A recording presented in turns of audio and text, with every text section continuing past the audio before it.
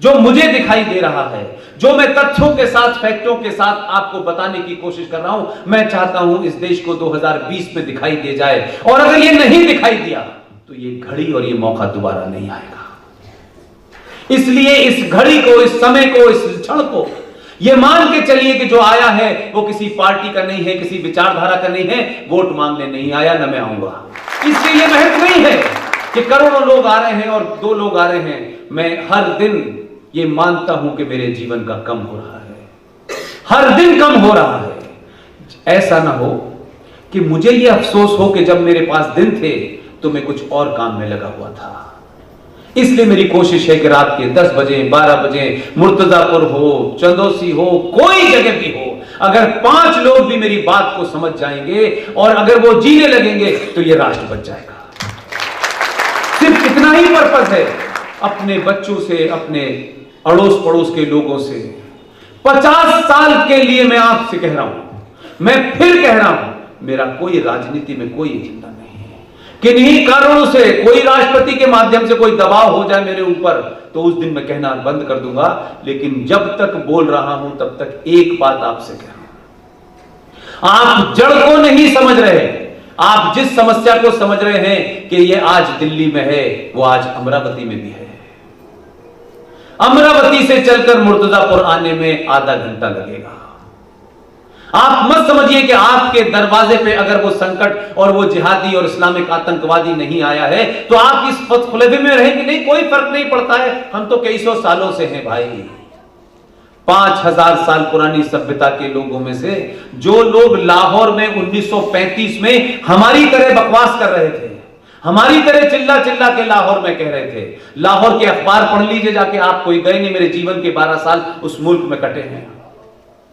लाहौर में 1935 में लोग ऐसे ही चिल्ला चिल्ला के समझा रहे थे, लेकिन पब्लिक के ऊपर भूत सवार था। हम हजारों सालों से साथ रह रहे हैं, हमारा भाईचारा है, आप हमें लड़ाना चाहते हैं। 1940 में वो लोग इस लायक नहीं बचे जो हम जैसे लोगों को कहते हैं कि आप हमें लड़ाना चाहते हैं। हमारे समाज को जब तक हो न जाए तब तक यकीन नहीं होता। चौकन्ना समझदार समाज, जागरूक समाज अगर घटना 1000 किलोमीटर दूर घटती है तो ये सोचता है कि इसका यहां आने में कितना समय लगेगा, और वो यहां आए उससे पहले जो गलती उस 1000 किलोमीटर दूर रहने वाली जगह पे हुई है वो हम नहीं दोहराएंगे, उसका इंतजाम उसी दिन कर लेता है। तो फिर वो जिहादी और दंगाई आपके दरवाजे तक नहीं पहुंचता। लिहाजा अगले कम से कम 50 साल, अगले 50 साल, मुझे नहीं मालूम इस सभा में कितने क्षत्रिय हैं, कितने ब्राह्मण हैं, कितने वैश्य हैं, कितने शूद्र हैं, मेरे लिए एक एक राष्ट्रवादी है, भारतवंशी है और सनातनी है। आप ब्राह्मण हैं, ठाकुर हैं, जो भी हैं, ये आपका निजी मामला है, अपने घर के अंदर रखिए। शादी किस लड़की से करनी है, किस लड़के से करनी है, अपनी जात को लेकर के आपको कोई अगर थोड़ा बहुत गुमान है तो उसे 4 दीवारी में बंद रखिए। राष्ट्र का निर्माण करते वक्त सिर्फ सनातनी कहिए, बाकी कुछ मत कहिए। आपकी इसी कमजोरी के चलते पहले मुगलों ने लूटा, अब उनके वंशज आपको लूट रहे हैं। ये देश टूट के कगार पर है, सिविल वॉर के कगार पर है, गृह युद्ध के कगार पर है। ये जो कुछ भी आप देख रहे हैं, सेना है, पुलिस है, ये दिखने में लग रही है। आप देख चुके हैं कि कश्मीर में भारत की सेना को लोग दौड़ा दौड़ा के मार रहे हैं।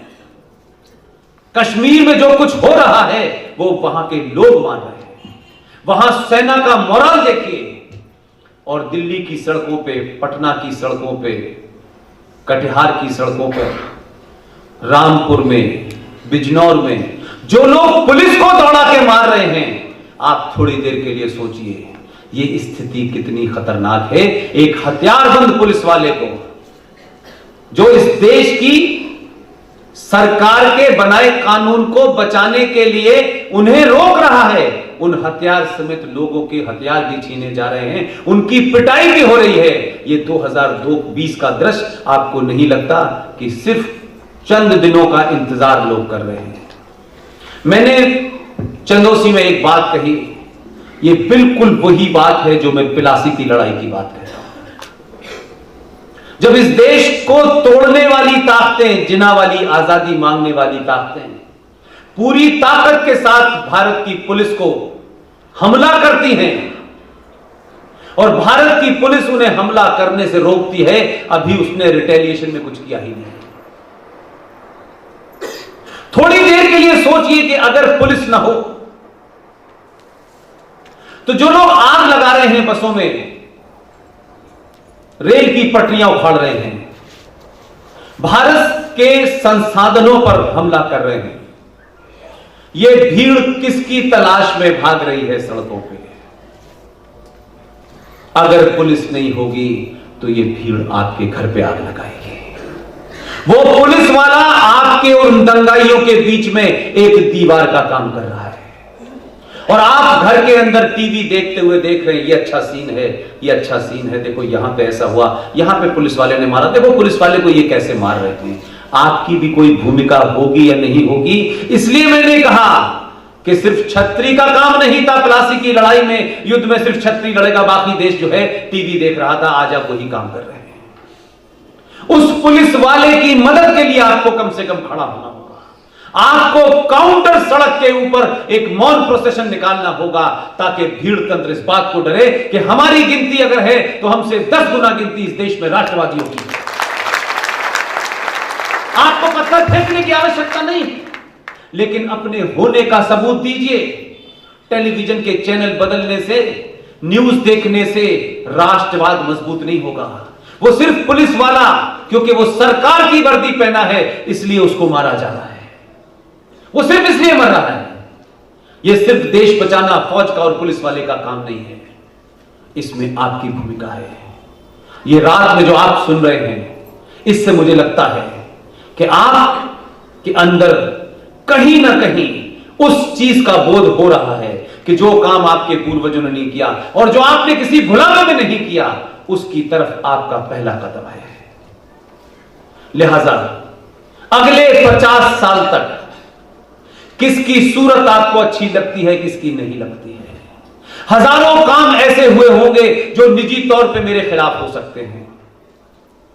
अपने निजी स्वार्थों को 50 साल के लिए खुटी पर टांग दीजिए। यह सबसे अपील कर रहा हूं मैं। किस पार्टी को वोट देना है, किसको नहीं देना, यह आप जाने। मेरा यह एजेंडा नहीं है किसको वोट देने के लिए मैं वोट मांगने नहीं आया। मैं समाज के अंदर उस चेतना को जगाने आया हूं। अपने आप को सनातनी मानो, ना ब्राह्मण हो ना ठाकुर हो, पूजा पद्धति करनी है उसको घर में बंद रखो। 50 साल तक आपको सत्ता वही चाहिए जो राष्ट्र की चिंता करे, उन्हीं को आपको वोट देना है जो राष्ट्र की चिंता करे। वो कौन होंगे 50 साल के बाद, किसकी सूरत क्या होगी, मैं नहीं जानता। अभी 1000 साल के बाद, मात्र अभी 1000 साल पूरे भी नहीं हुए हैं, 1000 साल के बाद भारत की धरती के ऊपर जो भारत का एक हिस्सा था, जिसे आप जनगण मन में बहुत जोर जोर से गाते हैं, सिंध गुजरात मराठा, वो सिंध इस वक्त पाकिस्तान के पास है। वो पाकिस्तान के पास चला गया। समझ में आता है ये जो टुकड़ा होता है कि हमारा, ये माने आप कि किसी ने आपका टुकड़ा ले लिया है, ये सिर्फ सत्ता का खेल होता है, ताकत का खेल होता है। जिस दिन आपके अंदर पुरुषार्थ जग जाएगा, पाकिस्तान भी आपके पास होगा, बांग्लादेश भी आपके पास होगा।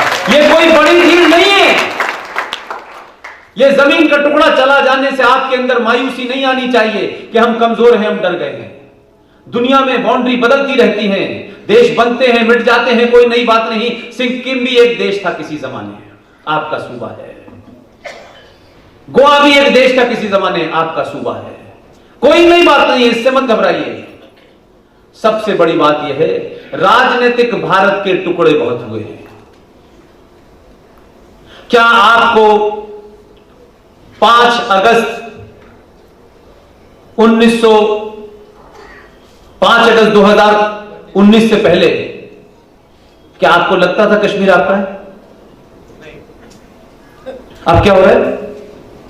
जो वहां के मुख्यमंत्री थे, जो पहले प्रधानमंत्री थे, वो ये कहते थे कि अगर धारा 370 और 35 से छेड़छाड़ की गई, चुनौती के साथ कहते थे, भारत के संविधान की शपथ लेके कहते थे कि अगर छेड़छाड़ की गई तो जम्मू कश्मीर में भारत का तिरंगा उठाने वाला नहीं मिलेगा।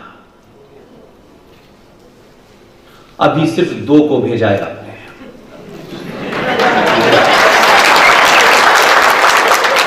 ऐसी स्थिति कर दी है कि अब यह समझ नहीं आ रहा कि उनके जनाजे को उठाने के लिए 4 लोग मिलेंगे कि नहीं मिलेंगे। कहीं आवाज नहीं निकल रही है, सूरज नहीं देखा उन्होंने कई महीनों से।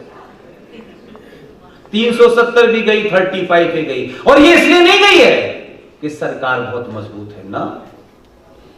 सरकार तो 412 की भी बहुत मजबूत थी 1996 में, बहुत मजबूत थी। मजबूत समाज हो गया है। ये समाज आपको बैठने नहीं देगा। इसलिए किसी भी राजनीतिक घटना का विश्लेषण जब करेंगे, अपने स्वार्थों से हटके करेंगे तो सही निष्कर्ष पे पहुंचेंगे। 2019 में भारत के 90 करोड़ हिंदुओं ने भारतीय जनता पार्टी को इसलिए नहीं जिताया था कि अब जीत के जाना, अब नाली बनाना, अब सड़कों को बनाना, अब हाईवे बनाना। आपने अपनी मंशा जाहिर कर दी थी पब्लिकली और साफ साफ कहा कि तुम्हें 2019 में 282 से 303 सीटें इसलिए नहीं दे रहे कि तुम हवाई जहाज बनाओ। बन गए हवाई जहाज तो बन रहे हैं, तुमको राष्ट्र बनाने के लिए भेजा है। और जब आपने यह दबाव बनाया कि राष्ट्र बनाने के लिए भेजा है, तो राष्ट्र कैसे बनता है कि एक आजाद भारत के अंदर, एक राष्ट्र के अंदर कश्यप ऋषि के वंशज कश्मीरी हिंदू पंडित जो उस जमीन के मूल अधिकारी थे, उनको जिहादियों ने 70 साल में दिल्ली की बौनी सरकारों ने इतना ताकतवर बना दिया कि उसी सूबे का एक आदमी भारत के अंदर पहला मुसलमान गृह मंत्री बना। उसने षड्यंत्र किया, पूरा देश चुप बैठा रहा, कोई चर्चा नहीं हुई, कोई मंच से बोलने नहीं आया। अगर किसी ने उस वक्त यह सोचा होता कि 1989 के अंदर जो वीपी सिंह की सरकार बनी वो किसी विदेशी एजेंडे के तहत बनी थी, वो सरकार भारत के लोगों ने नहीं बनाई थी। मैं वैसे राजनीतिक टिप्पणी कम करता हूं। विक्रम साहब से कल कह रहा था मैं कि जीवित रहा मैं अगर, और आप सब लोगों से कभी बात करने का मौका मिला, आपके राज्य में भी सरकार आपकी मर्जी से नहीं, उनकी मर्जी से नहीं है, कुछ विदेशी ताकतों की मर्जी से आपके राज्य में सरकार बनी है। ध्यान रखिएगा, बहुत दिन बाद पता चलेगा, ये अभी नहीं पता चलेगा। किसी का एजेंडा है विदेशी ताकत का, आपके लोग उसके एजेंडे पे नाच रहे हैं। ये जो सरकार बनी है, इसके पीछे बहुत सारी चीजें हैं जो सबको पता है। समय के साथ बोलेंगे, क्योंकि मैं किसी राजनीतिक दल का आदमी नहीं हूं।